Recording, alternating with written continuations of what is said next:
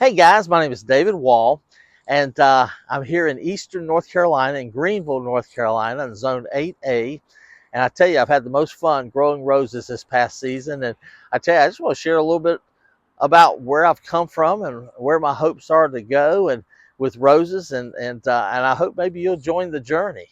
I'm still learning a lot, but I've had the best time. And when I was 14 years old, I will never forget my mom telling my dad, "Hey, I just saw the most beautiful rose. It's called a Tropicana, and I'd love to have one." So my dad went out and he found a Tropicana rose. My dad also found 11 other roses. So I can't remember if it was her birthday or anniversary, but Dad brought home 12 rose plants. Now, Mom and I love plants. And I used to, man, we grew tomatoes and peppers, and we grew squash, and we air layered azaleas, and we rooted African violets. We didn't know anything about roses. The only thing I knew about roses was my dad's mom, my grandmother, lived not far from us. I used to ride my bike over to her house to cut her grass, and there was a neighbor that she had that had about 15 roses on his side yard.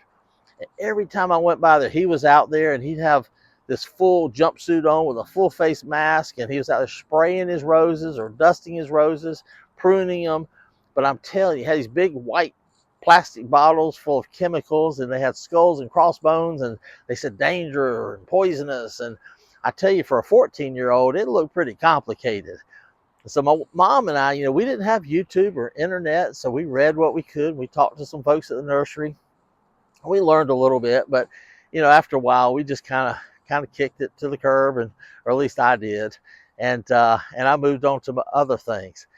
Years and years later, I'm listening to a leadership podcast, and the fellow said, "Hey, you need to have a hobby. Learn a new language, learn Taekwondo, or learn how to fly a plane. Do something."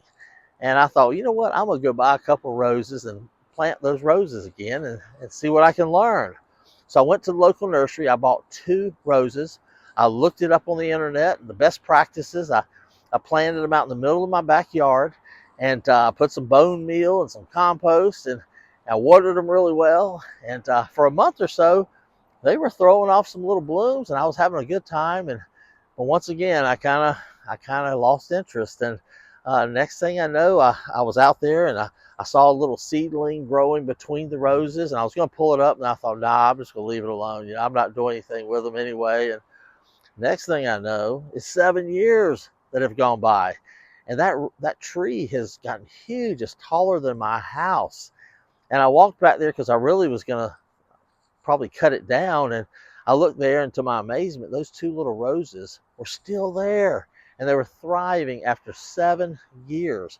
Think about it. I hadn't watered them, hadn't pruned them, hadn't fertilized them, hadn't fed them, hadn't done anything, and those guys were killing it. And there was one that had the most beautiful bloom. To this day, it's probably the most beautiful bloom I've ever had. And I took a picture of it. I'm going to post it in a second. It's called a Francis Milan. Beautiful bloom. The other one was a red rose, and I'm not sure the name of it.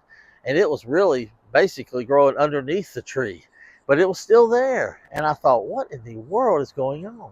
And so I started checking into roses. And what I found out was that over the last 30 years or so, since my mom and I had been growing roses, those guys, the hybridizers and the breeders, had really been focusing on roses becoming more and more pest resistant and disease resistant.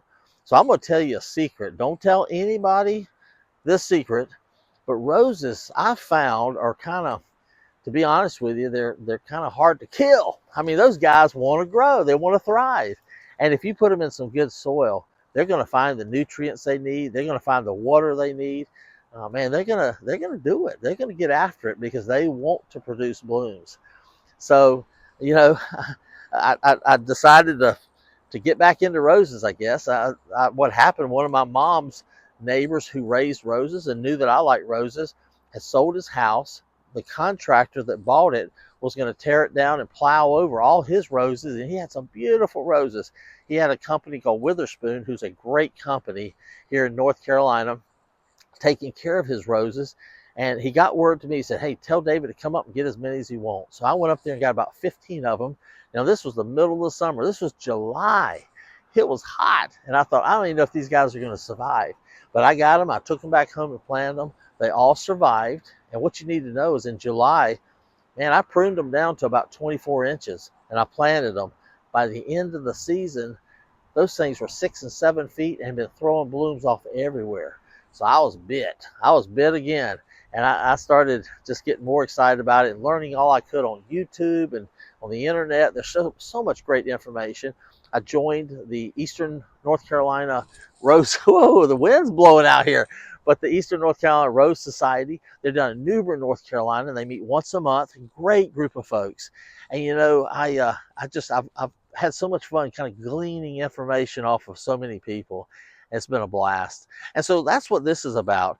I've got a little project I'm thinking about, and I'm gonna make another little video and tell you about it. And it basically came from one of the members of the Rose Society. She was talking and she told me, she said, you know, Dave, it's kind of sad. Young people today just don't understand how much fun roses are. You know, people, a lot of times they buy roses thinking, oh, the blooms are so beautiful. But once you start growing them, you realize there's so much more to them.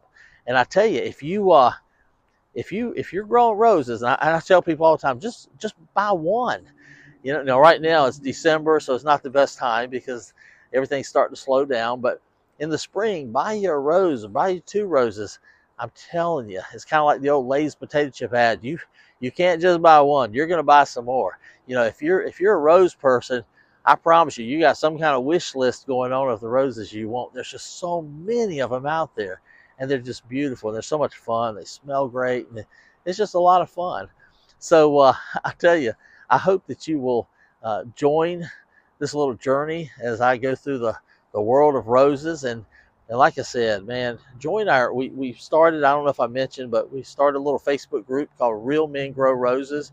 We know there's a lot of guys out there growing roses, but we'd love to see more men growing roses, and especially, you know, men and women both joining that Facebook page, that group. Because, you know, we love seeing you post pictures. It's not really big. Right now, we've just got 10 folks on it. A friend of mine, Dwayne, and I started it, but we'd love to have you join it. So I'm going to be making another video soon about this little project I'm thinking about. And I hope you'll watch that video, and I hope you'll help us with that project. Because like I said, you know, when I show people that little Francis Milan rose, and I'm going to post a picture of that. I'm also going to post a picture of the other rose. It's a little red rose, just so you'll see how big the tree is. It just blew my mind. I took a picture of it a couple weeks ago, and it had thrown off another bloom here in like November. But when I talk to other people about roses and show them that picture of that Francis Milan rose, I know they look at it and think, man, David must be like a master rosarian. And I want to tell them, no. I'm like a roses for dummies kind of guy.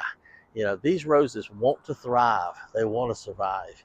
So listen, man, I appreciate you watching this.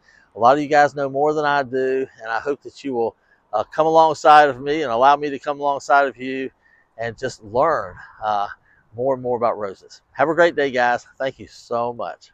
We appreciate you. Thanks.